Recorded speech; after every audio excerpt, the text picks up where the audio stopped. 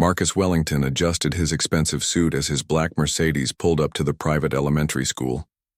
The billionaire tech mogul was already running late for the parent-teacher conference. His driver opened the door and Marcus stepped out, checking his gold watch. His 8-year-old daughter Emma was waiting inside, probably wondering where her father was again.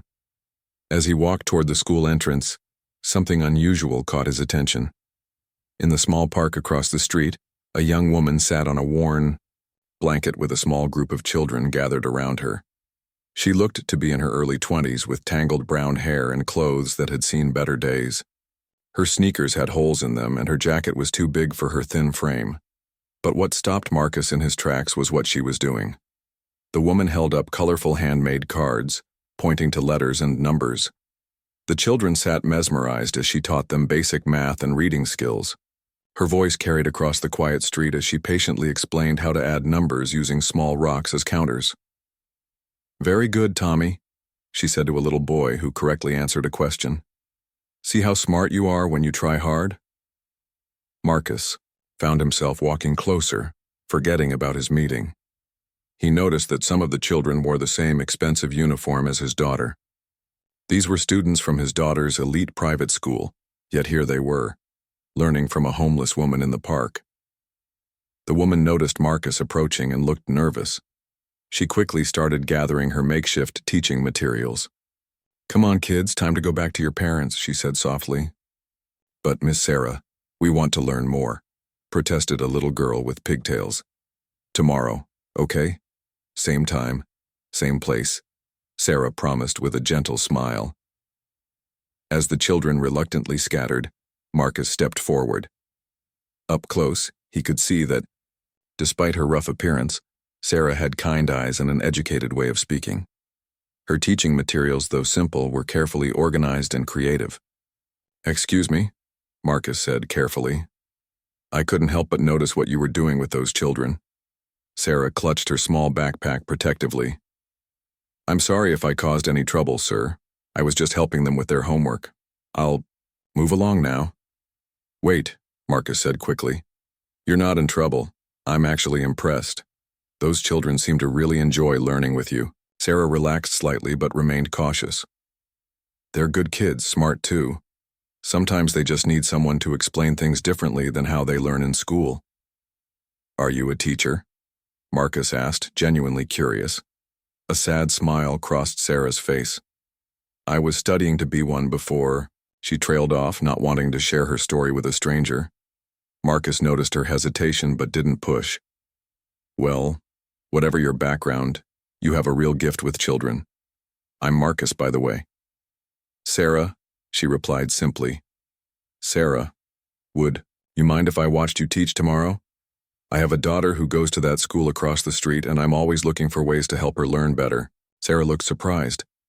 Most people either ignored her or asked her to move along. No one had ever shown interest in her teaching before. "I suppose that would be okay," she said uncertainly. "But I should warn you, I don't have fancy equipment or official textbooks, just whatever I can find or make." "Sometimes the best teaching doesn't come from expensive materials," Marcus replied thoughtfully. "It comes from someone who truly cares about helping children understand." The next day, Marcus found himself back at the park, sitting on a nearby bench. He watched as Sarah spread out her blanket and welcomed the children who came running from various directions. She had clearly spent time preparing new activities, using bottle caps to teach counting and drawing letters in the dirt to practice writing. What amazed Marcus most was how patient and encouraging Sarah was with each child. When a boy struggled with a math problem, she found 3 different ways to explain it until he understood. When a girl felt shy about reading aloud, Sarah sat close to her and whispered encouragement until she gained confidence. "Mr. Marcus," a familiar voice called out. Marcus turned to see his own daughter Emma running toward him, her school bag bouncing behind her. "Emma? What are you doing here, sweetheart?" Marcus asked, surprised. "I come here every day after school," Emma said matter-of-factly. "Miss Sarah teaches us fun things that make school easier. She's the best teacher ever." Marcus felt a mixture of pride and concern. His daughter had been secretly attending these informal lessons, and he hadn't even known about it. Can I join the lesson today, Daddy? Emma asked excitedly. Marcus looked over at Sarah, who was watching their interaction with curiosity. She had no idea that the well-dressed man who had been observing her was the father of one of her regular students. I think that would be wonderful, Marcus said, making a decision that would change all their lives. As they walked over to join the group, Marcus began to form a plan. He had built his fortune by recognizing talent and potential where others couldn't see it. And in this young homeless woman, he saw something extraordinary that the world was missing. Sarah looked up nervously as Marcus and Emma approached the learning circle. She had no idea that her life was about to take a dramatic turn, or that this chance encounter would lead to opportunities she had never dared to dream of. Room for 2 more students? Marcus asked with a warm smile. Sarah's face lit up with joy. For the first time in months, someone was treating her not as a problem to be solved, but as a person with something valuable to offer. She had no way of knowing that the kind stranger sitting down beside his daughter was about to become her biggest champion. For the next week, Marcus found himself returning to the park every afternoon. He told his assistant to reschedule meetings and pushed back important calls, all to watch Sarah teach his daughter and the other children. Each day, he was more amazed by her natural ability to connect with young minds. Sarah had begun to relax around Marcus, though she still didn't know his true identity. To her, he was just a caring father who appreciated education. She had no idea that her daily student's dad was worth billions of dollars, or that he owned one of the largest technology companies in the country. Miss Sarah, Emma said one afternoon, as they practiced writing letters in the dirt, why don't you teach at a real school like my other teachers? Sarah's smile faltered for just a moment. Well, sweetheart, sometimes life doesn't go the way we plan it to. Marcus noticed the sadness in her voice and the way she quickly changed the subject back to the lesson. After the children dispersed, that day he approached Sarah with genuine concern. Sarah, can I ask you something personal? He said gently. You clearly have education and training. What brought you to living on the streets? Sarah was quiet for a long time, carefully folding up her teaching materials. Finally, she looked up at Marcus with tears in her eyes.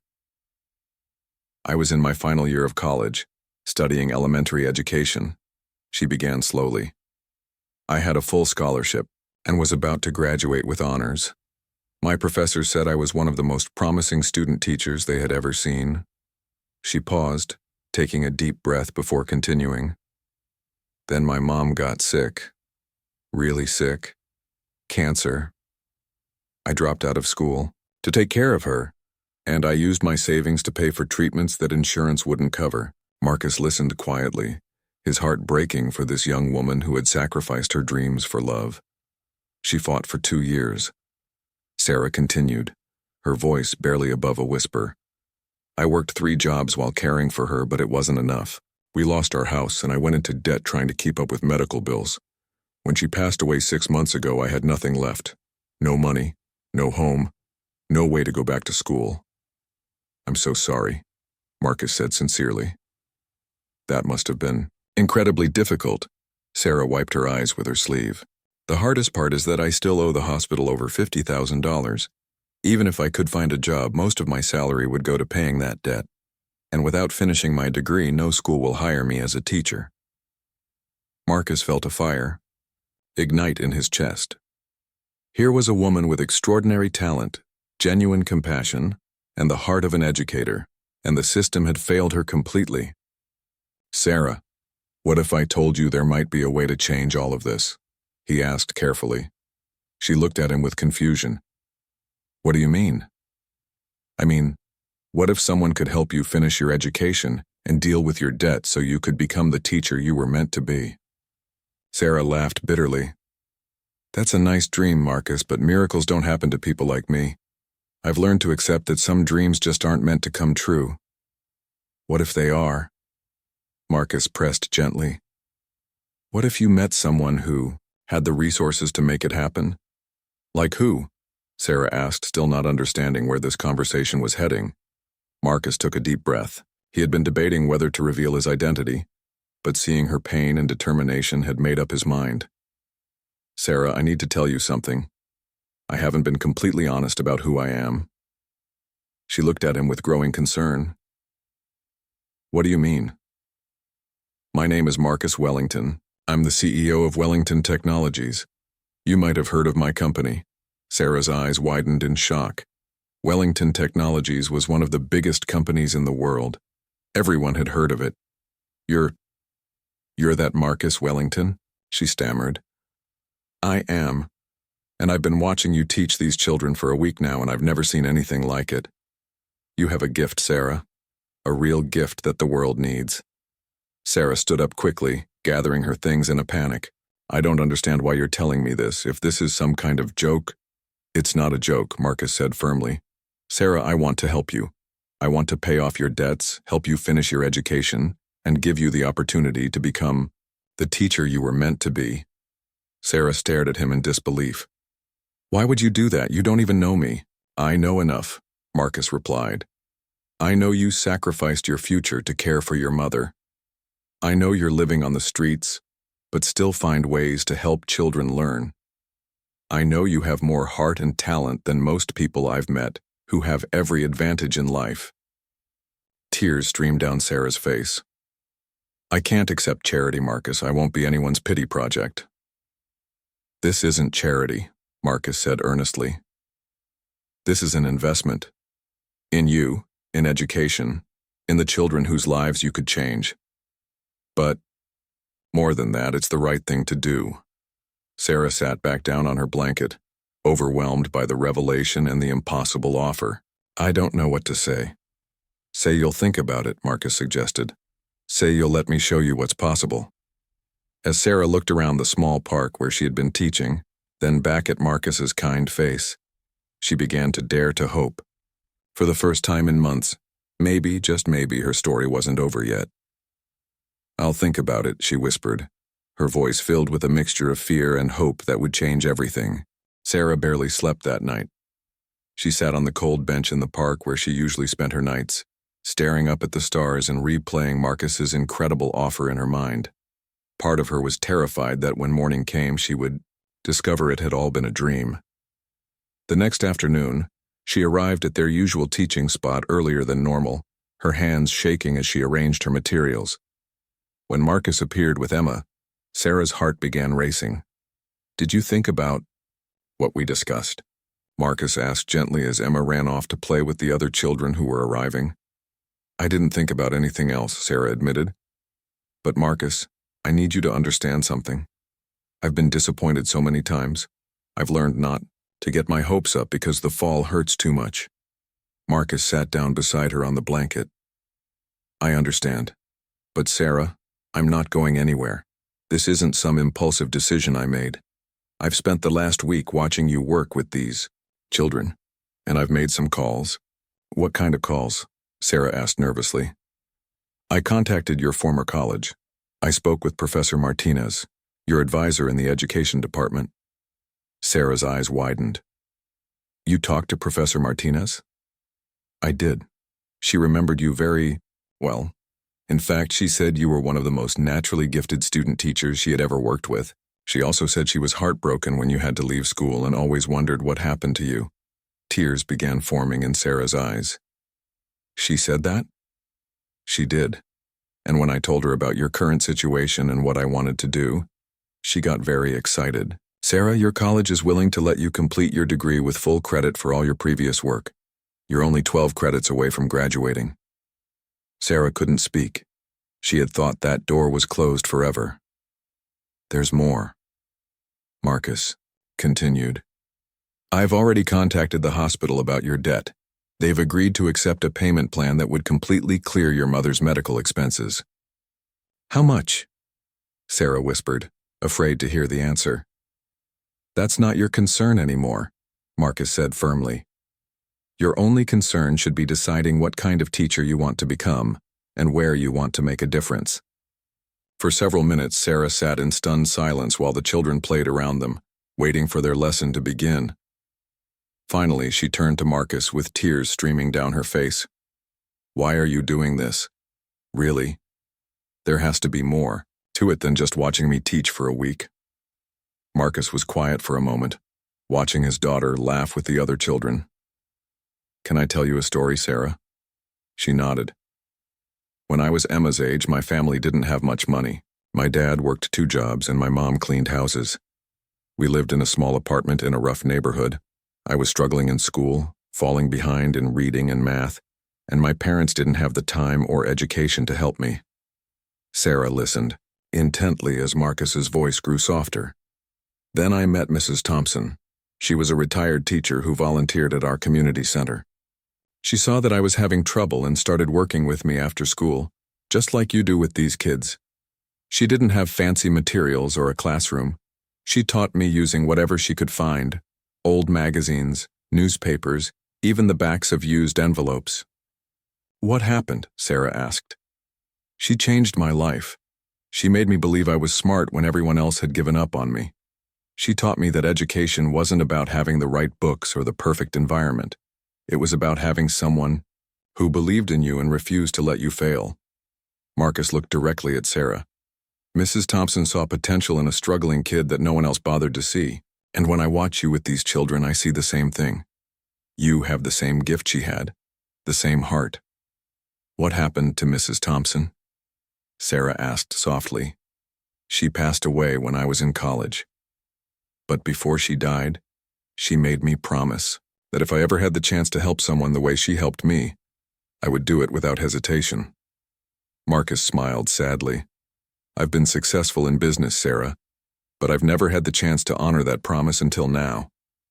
Sarah understood now. This wasn't about charity or pity. This was about paying forward a kindness that had shaped Marcus's entire life. "If I say yes," Sarah said slowly, "what exactly would happen? You would finish your education while working as a teaching assistant at Emma's school. The principal, Mrs. Rodriguez, is already interested in meeting you based on what I've told her about your methods. You'd have a place to live, a steady income, and the support you need to become officially certified." Sarah looked around at the children who were now calling for their lesson to start. "And I could keep teaching kids like this?" "You could teach any kids you want," Marcus said. "In fact, I'd love for you to develop some of the informal methods you use here into a proper curriculum. I think you could revolutionize how children learn." Sarah took a deep breath. "Marcus, if I do this, I need you to promise me something. Anything. Promise me that you'll hold me accountable, that you won't let me slack off or take this opportunity for granted. I want to earn every bit of help you're giving me." Marcus smiled broadly. "Sarah, I have a feeling that won't be a problem, but I promise." Sarah stood up and extended her hand to Marcus. "Then yes, I accept your offer." As they shook hands, the children around them cheered, though they didn't fully understand what they were celebrating. They just knew that their favorite teacher looked happier than they had ever seen her. Emma ran up and hugged both Marcus and Sarah. "Does this mean Miss Sarah can teach at my school now?" "Something like that, sweetheart," Marcus said, his heart full of joy at the thought of the positive change that was about to unfold. Sarah looked around the park one last time, knowing that while this chapter of her life was ending, an incredible new one was just beginning. For the first time in years, she allowed herself to dream about the future. 3 months later, Sarah could barely recognize her own life. She stood in front of the mirror in her small but comfortable apartment, adjusting the professional blazer that Marcus had helped her purchase. Today was her first day as an official teaching assistant at Riverside Elementary, the prestigious private school where Emma studied. The transformation had been overwhelming at times. Marcus had kept every promise he made. The hospital debt was completely cleared. She had enrolled in online courses to complete her remaining college credits, and she had a steady income for the first time in over a year. But the biggest change was internal. Sarah felt like herself again, the confident, passionate educator she had been before life knocked her down. "You can do this," she whispered to her reflection, remembering how just 3 months ago she had been sleeping on park benches and teaching children in the dirt. At the school, Principal Rodriguez greeted Sarah warmly. She was a kind woman in her 50s who had been initially skeptical when Marcus Wellington had called requesting a meeting about an unusual teaching candidate. "Sarah, I have to tell you, When Mr. Wellington first described your background, I wasn't sure what to expect, Principal Rodriguez said as she walked Sarah through the hallways. But after seeing the video he showed me of you teaching those children in the park, I knew we needed you here. They stopped outside a bright classroom filled with second graders. Through the window, Sarah could see Mrs. Chen, the lead teacher. She would be assisting, trying to help a frustrated little boy with his math worksheet. That's Tommy, Principal Rodriguez explained. He's been struggling with basic addition and subtraction all year. His parents are considering hiring an expensive tutor, but maybe you could work with him using some of your creative methods. Sarah's eyes lit up. This was exactly the kind of challenge she lived for. When they entered the classroom, Sarah was immediately reminded of why she loved teaching. The energy of young minds eager to learn, the colorful artwork covering the walls, the sense of endless possibility that filled every corner of the room. Class, I'd like you to meet Miss Sarah, Mrs. Chen announced. She's going to be helping us learn in some new and exciting ways. 20 pairs of curious eyes turned to look at Sarah. She spotted Emma in the back row, beaming with pride and giving her a small wave. Hi, everyone, Sarah said warmly. I'm so excited to learn with all of you. Who can tell me what your favorite thing about school is? Hands shot up around the room, and Sarah felt the familiar joy of connecting with young students. After the morning lessons, Sarah approached Tommy, who was still struggling with his math problems. She knelt down beside his desk and noticed the frustrated tears forming in his eyes. Hey, Tommy, she said softly. Math can be tricky sometimes, can't it? He nodded miserably. I'm stupid. I can't do anything right. Sarah's heart ached hearing those words from such a young child. Tommy, you're not stupid at all. You just learn differently than some other kids, and that's perfectly okay. Want to try a different way? She pulled out a small bag of colorful buttons she had brought from home. Let's pretend these buttons are cookies. If you have 3 cookies and your friend gives you 2 more, how many cookies would you have altogether? Tommy's eyes brightened as he counted the buttons. 5 cookies. Exactly. See? You do know how to add. Your brain just needed to see the numbers in a different way. For the next 30 minutes, Sarah worked with Tommy using buttons, small toys, and drawing pictures. By the end of their session, he was solving addition problems that had stumped him all morning. Mrs. Chen watched in amazement. I've been teaching for 15 years, and I've never seen Tommy understand math concepts so quickly. Word of Sarah's success with Tommy spread quickly through the school. Within a week, other teachers were asking for her help with their struggling students. She developed new games and activities, turning learning into something fun rather than frustrating. Marcus visited the school regularly, always amazed by what he witnessed. One afternoon, he found Sarah in the library with a group of children who had been labeled as learning disabled by their previous schools. Miss Sarah, tell us the story about the numbers again, called out Maria, a shy girl who rarely spoke, in her regular classes. Sarah smiled and began weaving a tale about numbers that were friends who went on adventures together. As she spoke, the children solved math problems without even realizing they were doing schoolwork. It's incredible, Principal Rodriguez whispered to Marcus as they watched from the doorway. These children were considered hopeless cases by their previous teachers. Now they're thriving. Sarah has a gift, Marcus replied. She sees potential where others see problems. After the children left, Marcus sat down with Sarah in the quiet library. How are you feeling about everything? He asked. Are you adjusting okay? Sarah looked thoughtful. Honestly, Marcus, sometimes I can't believe this is real. 6 months ago, I thought my life was over. Now I wake up every morning excited about the possibilities ahead. Any regrets about leaving the park? Marcus asked. Actually, I've been thinking about that, Sarah said.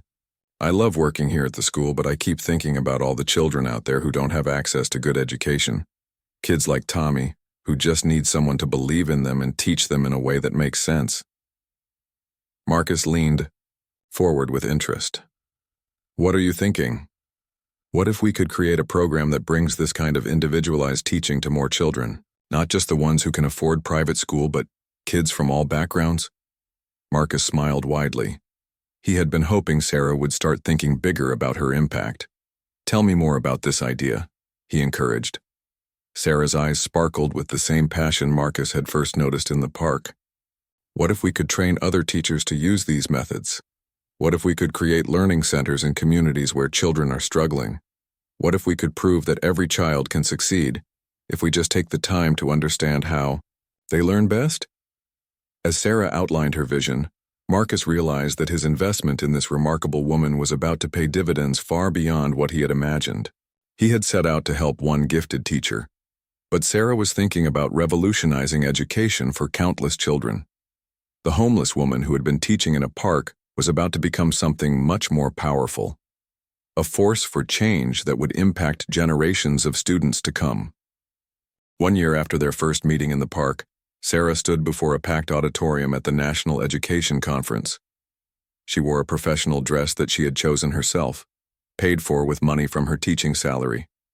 Her hands trembled slightly as she looked out at hundreds of educators, administrators, and officials who had come to hear about the Wellington method, the innovative teaching approach she had developed. "A year ago I was homeless," Sarah began, her voice clear and strong. "I was teaching children basic math and reading skills in a public park using rocks and bottle caps. Today I'm here to tell you that some of the most powerful learning happens, not in fancy classrooms with expensive equipment, but when we truly see each child as an individual with unique gifts." In the audience, Marcus sat with Emma, both beaming with pride. Emma was now 9 years old and one of Sarah's biggest supporters, often helping her test new teaching activities with other children. Sarah's presentation included videos of her work with struggling students, data showing improved test scores, and testimonials from parents whose children had been transformed by her methods. But what moved the audience most was her story of resilience and the power of one person's belief in another. After her presentation, Sarah was surrounded by educators eager to learn more about her techniques. School districts from across the country were requesting training programs. Publishers wanted to turn her methods into textbooks. Education researchers wanted to study her approaches. "Miss Sarah," Emma called out as she pushed through the crowd with her father. "You were amazing." Sarah hugged Emma tightly. "Thank you, sweetheart. None of this would have been possible without you and your dad believing in me." Marcus placed a gentle hand on Sarah's shoulder. "Sarah, there's something I want to discuss with you. Something big." Later that evening, in Marcus's hotel suite, he laid out documents and charts on the coffee table. "Sarah, what you've accomplished this year has exceeded everyone's expectations," he began. "Test scores at Riverside Elementary have improved by 40%. Teacher satisfaction is at an all-time high. Most importantly, children who were once considered failures are now thriving." Sarah listened intently as Marcus continued.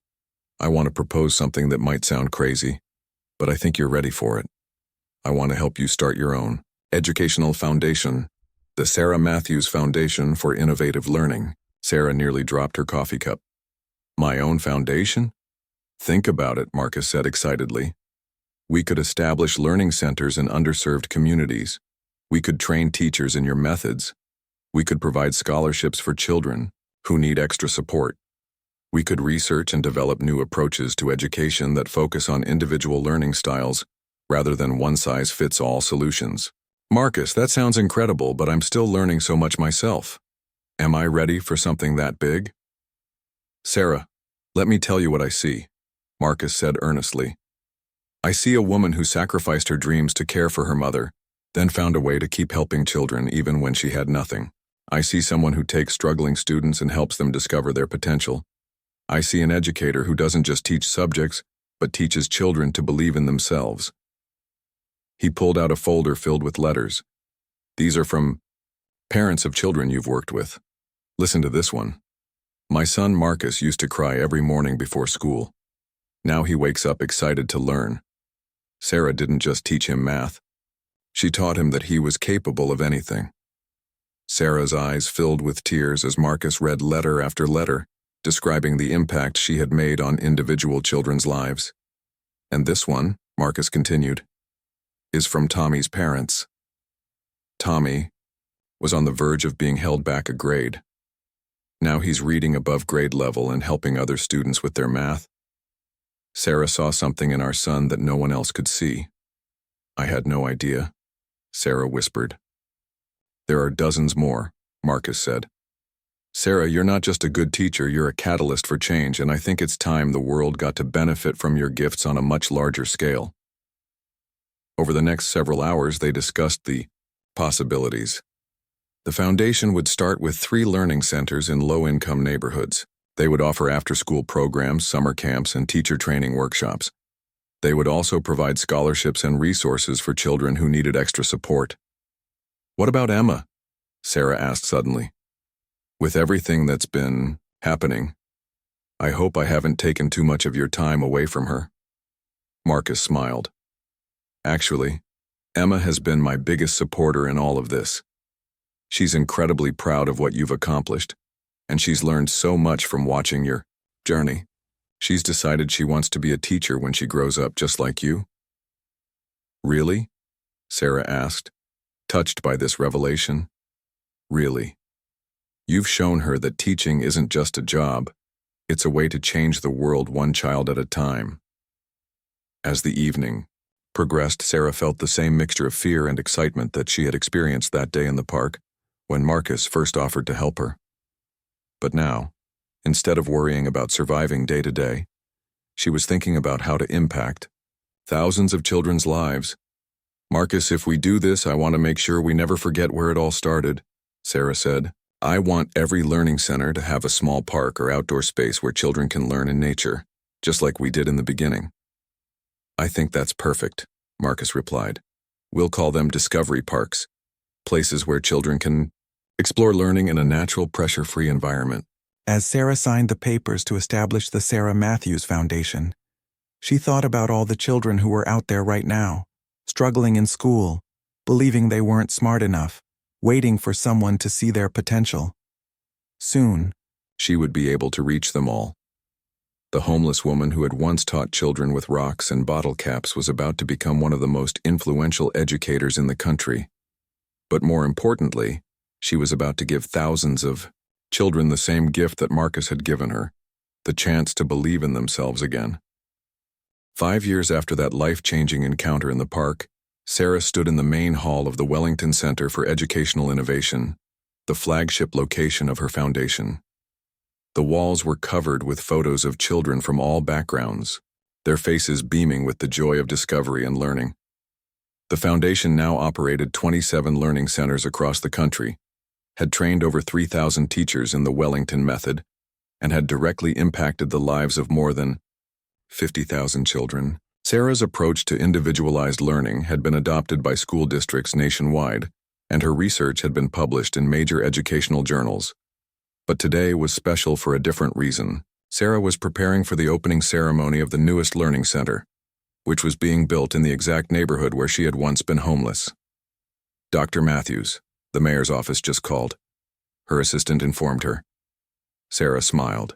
At hearing her title, she'd completed her master's degree in education and had been awarded an honorary doctorate from her former college for her contributions to the field. What did they say? Sarah asked, adjusting the photos on the wall that showed the journey from that first day teaching in the park to today's celebration. They wanted to confirm that the park where you first started teaching will officially be renamed Sarah Matthews Discovery Park during today's ceremony. Sarah felt tears of joy forming in her eyes. The small park where she had once slept on benches and taught children with makeshift materials would now serve as a permanent reminder that extraordinary things could grow from the humblest beginnings. Familiar voice called out behind her. Getting nervous about the big day? Sarah turned to see Marcus approaching with Emma, who was now 14 years old and volunteering as a junior counselor at the center's summer program. A little, Sarah admitted. It's hard to believe how far we've all come. Emma hugged Sarah tightly. Miss Sarah, I have something to tell you. I got accepted into the early admission program at the University of Education. I'm going to study to become a teacher just like you. Sarah's heart swelled with pride. Emma, that's wonderful. You're going to make an incredible educator. I want to work at one of your learning centers after I graduate, Emma said excitedly. I want to help kids the same way you helped me and all the other children. Marcus watched the interaction between his daughter and Sarah with deep satisfaction. His investment in Sarah hadn't just changed her life, it had inspired his daughter to dedicate her future to helping others. "Sarah, there's someone here I'd like you to meet," Marcus said, gesturing toward the entrance where a well-dressed elderly woman was approaching. Sarah's breath caught in her throat. It was Mrs. Thompson, Marcus's childhood teacher, the woman who had inspired everything that followed. "Mrs. Thompson is 92 now," Marcus explained softly. "When I told her about you and everything you've accomplished, she insisted on coming to today's ceremony." The elderly woman moved slowly but with dignity, her eyes bright with curiosity and kindness. When she reached Sarah, she took both of her hands in her own weathered ones. "My dear," Mrs. Thompson said, in a voice still strong despite her age, "Marcus has told me all about your journey. I want you to know how proud I am of what you've done." "Mrs. Thompson, I should be thanking you," Sarah replied, her voice filled with emotion. "If you hadn't believed in Marcus all those years ago, none of this would have been possible." The old teacher smiled. "That's the beautiful thing about kindness, dear. It never really ends. It just keeps growing and touching new lives in ways we never expect." As they prepared for the opening ceremony, Sarah reflected on how true those words were. Tommy, the little boy she had first helped with math using buttons, was now in high school and volunteering as a tutor for younger children. Maria, the shy girl who had blossomed during story time, had become student council president at her middle school and was already talking about becoming a teacher. The ceremony began with children from the local community demonstrating some of the innovative learning activities that Sarah had developed. Parents watched in amazement as their children solved complex problems through games, songs, and hands-on activities that made learning feel like play. When it was time for Sarah to speak, she looked out at the crowd of hundreds of people, educators, community leaders, families, and children whose lives had been touched by the Foundation's work. "5 years ago, I sat in that park across the street," Sarah began, pointing to the small green space that would soon bear her name. "I had lost everything I thought mattered, my home, my dreams, my future. But what I discovered in that park was that the most important things can't be taken away from us. Our ability to care, to teach, to believe in the potential of every child. These things live inside us no matter what circumstances we face." She paused, looking directly at Marcus and Emma. "I also learned that sometimes angels come in unexpected forms. Sometimes they're billionaires who take the time to notice a homeless woman teaching children in the dirt. Sometimes they're 8-year-old girls who see their teacher not as someone to be pitied, but as someone with something valuable to offer." The crowd was completely silent, hanging on every word. "But most importantly, I learned that every child, every single child, has gifts waiting to be discovered. Our job as educators, as parents, as community members, is not to decide who is smart and who isn't. Our job is to find the key that unlocks each child's unique potential." Sarah gestured to the new learning center behind her. "This building represents more than just classrooms and programs. It represents hope. It represents the belief that no child should ever be written off, no dream should ever be considered impossible, and no act of kindness is ever too small to change the world." As the ceremony concluded with the ribbon cutting, Sarah noticed a young woman in the crowd who looked familiar. She was holding the hand of a small boy and had a backpack filled with what appeared to be homemade teaching materials. After the crowd dispersed, the woman approached Sarah nervously. "Excuse me, Dr. Matthews, my name is Lisa. I've been following your work and I wanted to ask you something." "Of course," Sarah said warmly. "I lost my job 6 months ago and my son and I have been staying at a shelter," Lisa explained, her voice shaking slightly. "But I have a teaching degree, and I've been working with some of the children at the shelter, helping them with their schoolwork. I was wondering, do you think there might be a place for someone like me at one of your centers?" Sarah smiled, feeling the familiar tug of recognition. She saw herself in this young woman, the determination, the passion for helping children despite difficult circumstances, the quiet hope that things could get better. "Lisa, I think there's always room for someone who cares about children the way you do," Sarah replied. Why don't we talk about how we can help you get back on your feet while you're helping kids reach their dreams?